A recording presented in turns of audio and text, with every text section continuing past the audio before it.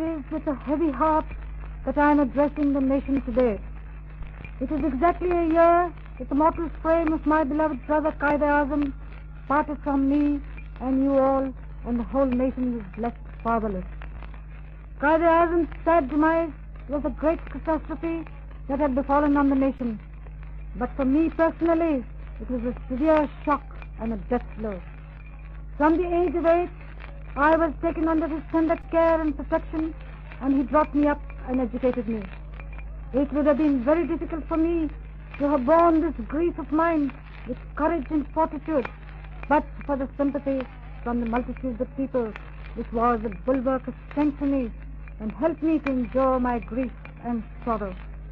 On this occasion, I must express my deepest sense of gratitude to all those who expressly and silently extended their sympathies to me. In my recent tour of the Punjab and frontier, I went through the various parts of the country, whether in the jungle and bustle of the city or the rugged countryside, on the banks of the rivers and rivulets, whether in the valleys of distant far-off lands, yonder the snow-clad mountains, or in the plains of the Downs. The name of Quaid Azam and Pakistan was echoing everywhere. Wherever I met the people, whether it was men, women, or children, I was deeply touched by their expression of deep esteem and warm affection for Quaid Azam. The spontaneous reception and warm regard and affection and appreciation of my humble services touched the very core of my heart, and I felt that even today, when Quaid Azam is no more with me, the people of Pakistan had the same regard and trust and affection for me as in the days of my late brother. This esteem and regard of the people has strengthened me to work with a renewed zeal and to do all I can to further the progress so dear to his heart.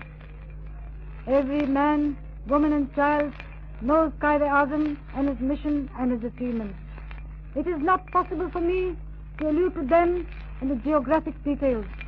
He changed the destiny and the history of the Muslims of Indo-Pakistan subcontinent.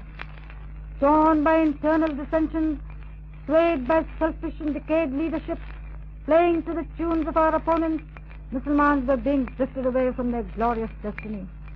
Quaid Azam came forward, shook them from their deep slumber, organized and galvanized them with new life and enthusiasm, brought them under one flag and one platform under his leadership, and put new life into the people and gave them a goal of Pakistan, something to live and die for. Before the mighty whirlpool of Muslim upsurge, the whole edifice of opposition to the ideal of Pakistan collapsed, and within a short period of 7 years, Pakistan came into being. It was due to his courage and firm determination that all the powerful forces combined against him were not able to dissuade him to give up his goal. He showed the world that when once a Musliman is awake and makes up his mind, no power can keep him from attaining his object. Quaid Azam made the Muslims into one nation, gave them a flag, and carved out a country, and taught the Muslims to live as free, independent people. During this period of 7 years, he had to work single-handed and had to attend to so many problems at the same time, which he did at the cost of his health. He had to choose either to take rest and slacken his efforts in the struggle for Pakistan, or to continue the work that increased daily, which meant a question of life and death to the nation. But he chose the latter at the risk of his own life. It was with sheer willpower that he went through the struggle for freedom and faced many difficult problems and removed all obstacles from his path and marched on with full confidence and faith in himself and his people towards the goal successfully and triumphantly. This achievement will go down in the history of the world as a miracle. After the achievements of Pakistan, the events marched in quick succession and threatened to envelop and engulf the very existence of Pakistan, which was achieved after 7 years of hard and untiring labor.